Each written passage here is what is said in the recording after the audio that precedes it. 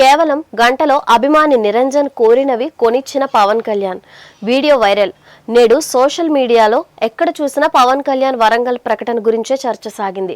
17 ఏళ్ల యువకుడు చాలా కాలం నుండి ట్రీట్మెంట్ లేని ప్రాణాంతక వ్యాధితో బాధపడుతున్నాడు. అతను బ్రతికేది చాలా తక్కువ కాలం అని డాక్టర్లు సైతం చెప్పుకొచ్చారు.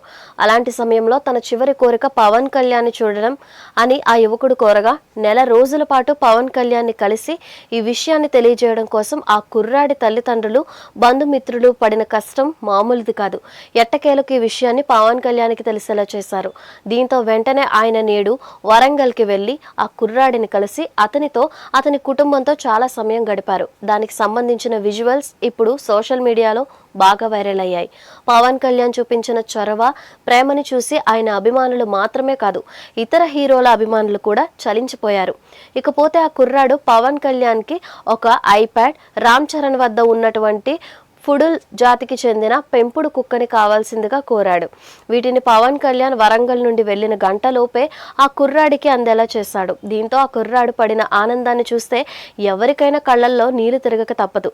అతడు పడిన ఆనందాన్ని చూస్తుంటే ప్రతి ఒక్కరూ జీవితం యొక్క విలువ ఎలాంటిదో అర్థం చేసుకోవాలి.